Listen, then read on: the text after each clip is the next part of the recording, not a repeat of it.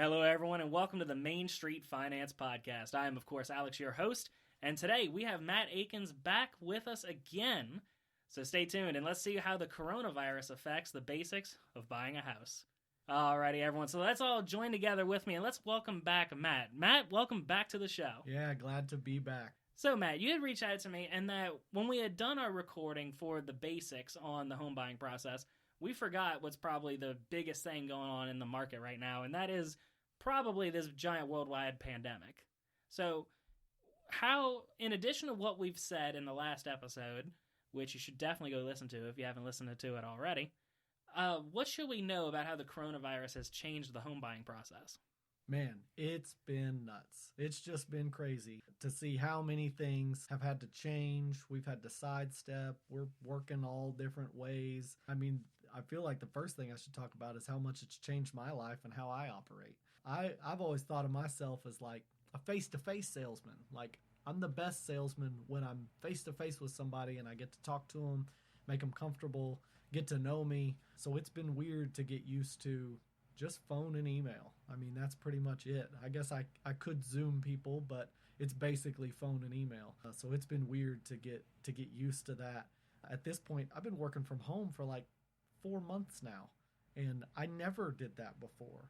I had the ability to, but I always kind of was an 8 to 5 guy. I was the guy who came in, made yourself completely available from 8 to 5. You know, not a lot of nights and weekends unless I just absolutely had to, or I was swamped. Yeah, so if someone wanted you, they could just walk in. Yeah. They wouldn't necessarily have to find a spot in your busy schedule. They could just stroll on in because they know Monday through Friday, 8 to 5, you're there. Yeah. I liked being that dependable one. I liked being the one that, like, if you call, he's probably the one that's going to answer the phone. Or if you come in, he's going to be in his office. I liked being that dependable, that coverage type person. And coronavirus completely changed that. And so yeah, it's kind of a weird dynamic right now. I'm working from home, working off of a laptop and a cell phone. I do have an assistant. I have somebody who helps me in the office, and he is in the office. And so the person that I have forever just hollered at when I needed something is now not in the same building as me. And so there's just kind of a constant instant message going on. We talk on the phone maybe once a day. I mean, that's nuts to think this is the main person that I'm working with day in, day out. And I'm talking to him a couple minutes a day. Over the phone, or basically never face to face. So it's been interesting to get used to that. So it changed for me for sure, and then changed for the customer. So I'm used to the customer coming in, us visiting face to face, a real handshake introduction, and now everything starts with a phone call, or everything starts with an email introduction, which is fine, but it's just different than what we're used to. And for people that have never done this before, a lot of people like to meet face-to-face just to have that certain comfort level. And you're not able to come in the office at the moment. Or sometimes you have somebody who, they're thinking about building a house. Well, that's a totally different conversation altogether. They want to talk through that. So what does it take? The down payment, there's not a down payment. It's a totally different situation. We have another loan officer that's going to help us with part of it. It's 2 phases. It's a whole different thing. And so not being able to meet with someone face-to-face, you're always worried that something's going to get lost in translation. And so you have to kind of adjust for how you operate if it's all over the phone or by email. Oddly enough, I have been as efficient as I was in the office. Sometimes I think about the in-office, the water cooler talk or the banter at work, which is good for camaraderie. But, there's definitely some downtime in the office. Now the downtime is like feeding my kids, or like, finishing a load of laundry in between calls and stuff. And so it's so odd to have this different thing. It's not more or less time. It's just totally different. And so it's been weird to get used to that. And occasionally, I have 2 children. I have an 8-year-old and a 5-year-old.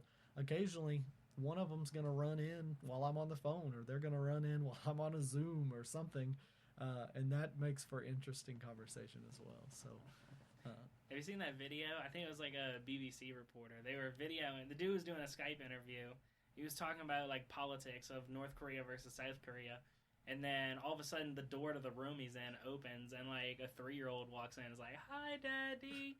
And then there's another kid in one of those things where it's like the kid's young enough to where they can't stand, but he's in one of those things where it's like they can kind of use their feet to kind of walk.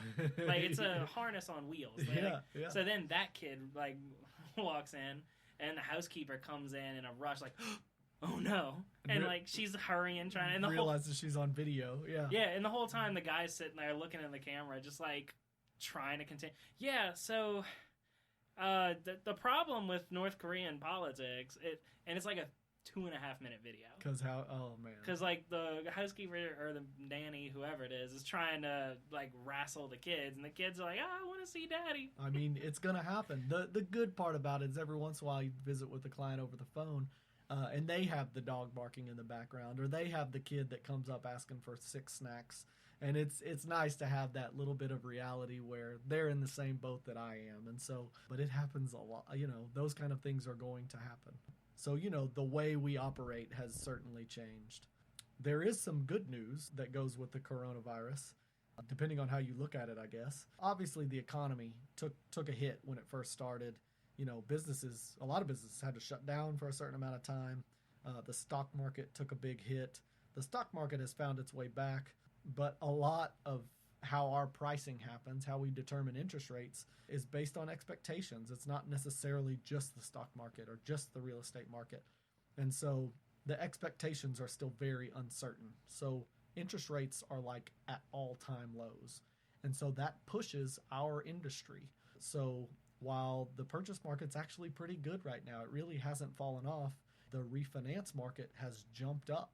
Because even the people that were getting good interest rates 2 or 3 years ago are now in a position where they might be able to refinance and save 0.5% or 1% or 2% on whatever their current home loan rate is. They can get a lower interest rate, maybe lower a payment or shorten a term. And so I hate to call it good news associated with the coronavirus, but silver lining. Silver lining is, we've seen interest rates fall because of the uncertainty of the coronavirus, and it has bettered some people's situation as far as their home loan's concerned.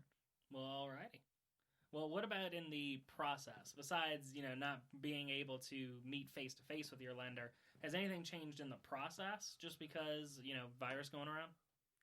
Yes. So at least myself, a lot of our disclosure paperwork or things that we need you to sign, we met with a lot of people in person. Maybe 50% of the time we had somebody come in and sign paperwork in front of us so we could explain it. It was easier, to go through paperwork or go over numbers with somebody who's right in front of you and can clear up any questions that you might have. But now we're doing almost everything in e-signable format. So we're emailing you this packet and you have to go over it yourself. So unless you want to call me on the phone and we go through one by one, which rarely happens, most people are e-signing documents for us and sending us information back that way.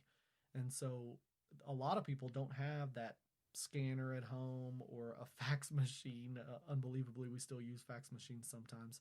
But a lot of information we're just having to do by email or by e-signable format. Which is really different and sometimes new for clients. We don't have much of an option for you to come by and sign. I guess technically you could still get your paperwork through the drive-thru, or we could mail it to you if you really want us to. But that's been a whole different thing. Now, the process itself, through underwriting or the appraisal, some of those items have changed a little bit. So there was a point in this pandemic where appraisers weren't comfortable going in homes. And so we had to get that addressed. What if the homeowner is at risk? What if the homeowner is infected? What if the appraiser is at risk? So all these different scenarios of what do we do if we're not comfortable with somebody being in our house has really changed how it works. And so the program's kind of a temporary update or allowance for, okay, we'll just allow for a drive-by appraisal. Or some appraisers have taken pictures of the outside of the home and then asked the homeowner to send them or email them a few pictures of the inside of the house just for the report, just to add to the report. And so that's a whole different thing. That's never really been allowed, but weird times called for weird measures, I guess. So, and then in underwriting, there was a point where a lot of people were just completely out of work. And if you have an hourly job where you make an hourly wage and you work a certain amount of hours per week, that's pretty easy for us to verify. If you've gone back to work, even if you had time off, if you've gone back to work, we can use that income. But for the self-employed people or the people that operate in businesses that have not been able to come back all the way, or their hours have been cut because the business just can't afford to pay them as much as they used to, or don't have as many hours, some of those situations, there's gray area there. And we really need to verify that your income is consistent and stable. And so we want to be able to help anybody and everybody. But if you were working 40 hours a week, making $15 an hour, and now you're working 12 hours a week, your situation has changed. And as much as we would love to help you, we also don't want to put you in a position to where you can't handle this new house payment, or you won't be able to handle it for very long. The worst part of the pandemic is the uncertainty. We don't know when it's going to end. I think we all thought when it started, it was a couple of months. And now it's been 4 or 5 months and it seems to be worse. We don't know. There's no end in sight. And so some of those details of what you could afford and what you can afford now have changed slightly. And so we have to verify what your income is now and do you still qualify? Was there a big enough change to where we need to note that? And so for some self-employed people, that's really difficult to do. Hey, we need to get, a year-to-date statement on your business.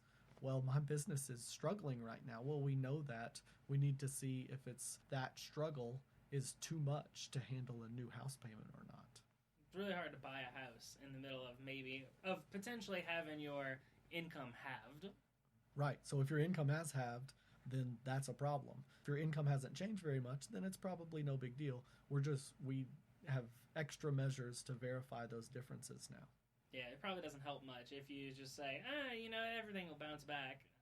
They get the house anyway, can't make the payments, they're struggling, they got to do whatever to try to make the house payments. Eventually they can't, depending on how long this virus goes, and then they get foreclosed on. Yeah. And it doesn't do anyone any good. No, certainly not. By just doing the loan. No. And I mean, it's a scary thought too, because it's not just, are my hours cut? I mean, some people are losing their jobs. Some people have worked through it the whole time and have not lost any income, but the business might not be doing well enough to continue. And that's something that we can't even hedge our risk for. So there's all these scenarios of, and this is where fear sets in, but there's all those scenarios of, how much does industry change? How much did your employment change? Did it change at all? Some businesses are thriving right now because they fit some little niche of what's needed at this very moment. If you ask the grandmother who knitted face masks, 6 months ago, I'm sure she was doing fine, but now her hands probably don't work because she's been knitting so much since then. You know what I mean? It's that scene from, what was it, Happy Gilmore, where you had Ben Stiller as the nursing home worker. God, the CEO of Grannies Are Us. Yeah. My fingers hurt. Oh, well, now your back's going to hurt because you just pulled lawn duty. Oh, Ben Stiller's great. He only plays like 2 characters in any movie ever, but it's always like the overly violent, harsh guy, or like the feel really bad for me because everything bad happens to me person. He's only got 2 people that he ever plays. Yeah. I like the harsh one because he's a little dude. He's just... Like Dodgeball. Oh, Dodgeball is just classic. Absolute classic. White Goodman. It's so good. No one messes with White Goodman. W-H-I-T. Oh, it's so good. Oh, that's an underrated movie. Very underrated movie. Well, it's an underdog story. Also true. Also true. And then one more thing that has certainly impacted a lot of people. It's not a great situation. It can be a savior for a lot of people if you're unable to make your payments. But it does affect things, longer term than just 3 months or 6 months, is this idea of forbearance. So if you have a home loan and you've been put out of work, or your income is way down, you've been cut on hours, or your spouse has, or your situation has changed, mortgage companies are offering forbearance where you don't have to make the payment in this time of need. Because it affected so many people, we had to adjust what forbearance payments needed to be made. But people need to know that forbearance is not something that just you skip 3 payments, it's tacked onto the end, and it's over. Forbearance changes what you can afford and how soon you can afford it. Forbearance shows up on your credit report. And so it won't affect your credit score immediately or anything like that. But if you had a forbearance payment for 3 months and then you get your job back and you're going back to work, you can't necessarily just come back, hey, I got my job back last week, I'm getting paid again, I heard interest rates are down, can I refinance my house? We can't just immediately do that. The forbearance showed that your employment was unstable or is unstable in the current atmosphere. And so we can't necessarily just refinance, or, even in a reasonable and a logical situation where maybe you realized you don't need as big a house as you do. We can't necessarily help you downsize or buy another house right now when it's all going on if you just went through a forbearance situation. So it just changes your eligibility if you have forbearance. I don't like to make the metaphor, but I think the comparison shows the seriousness. It's not bankruptcy. It's not foreclosure, but it is something that affects your home loan and your ability to get another home loan in the near future. All forbearance plans cap out at 12 months. So after 12 months has happened, you shouldn't have any issues as long as you go back to making normal payments. But forbearance is a serious thing that we only offer for need situations. So it's not something that's like, ooh, 3 months of no payments, hot diggity. No, definitely not. And it's certainly different. This is why buying a house is a big deal. It's definitely different than your landlord saying, hey, I understand that you don't have a job and you can't make your payment. We can work something out. We'll figure something out later. Or maybe you're in a good situation where somebody was able to just say you don't have to make your rent this month. Forbearance is not that. It is not the same thing. You are responsible for it. Somebody's responsible for it. It's just, do you have to make that payment now, or can it be pushed to a later time? And that is, you go potentially 3 months without a payment, and then you make 4 payments at the end because you got to make 3 missed plus your current payment. Yeah, so that was originally what we thought everybody was going to have to do. There is some change to that. There are some options for repayment, spreading it out over the next year, but it's still not really a situation where you can just tack it on to the end. We've got to look at what you can afford and work with you to figure out how to get your payments caught back up. This is a 30-year loan, so it really changes everything if we were just to tack it on to the end of the note. It sounds like the easiest solution, but that's not really how financial transactions work. And compound interest. And compound interest. That makes a big difference. We talked about the time making a huge difference in interest. So yeah, it might just be 3 months, but it's 3 months, potentially 29 years from now. Exactly. Another item worth mentioning is that some of the programs had to go through a temporary suspension. For example, the RD program, the Rural Development Program, we couldn't offer it for about a month's time. And it wasn't really the financing that was the problem. There's an IRS verification that we do that was unavailable to us for about a month. And so it just made it to where, okay, we can't meet this one requirement of the program. And so we're not able to offer this product because we can't verify a certain type of income. And it sounds minor, but if we can't meet every requirement of the program, then we aren't able to approve those type of loans. Right now, we're 4.5 months into this pandemic. And here in Arkansas, we have a down payment assistance program to where you can get up to $10,000 of help with your down payment or closing costs. We have not been able to offer that program the whole time. And so it's still suspended even now. And so the most common programs, the most popular programs are never stopped, didn't have a lot of differences outside of maybe the appraisal or what your employment status was. But some of the programs that are real specific in use, we've had to temporarily suspend for different reasons. And that affects people. Not everybody is a veteran. Not everybody will qualify for the Rural Development Program. That down payment assistance program catches some of those people in between. And so if we can't offer it, then there's some people that either are going to have to wait or find another avenue to get into a home.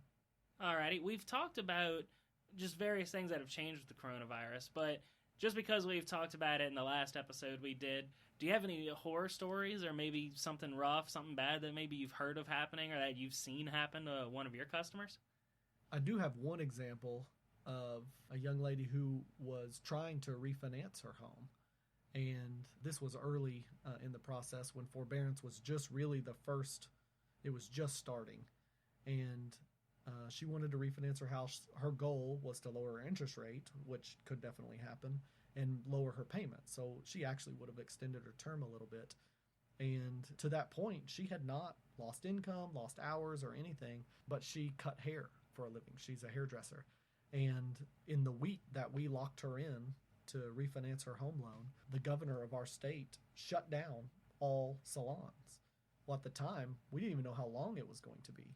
And so she immediately becomes ineligible. She is not currently working.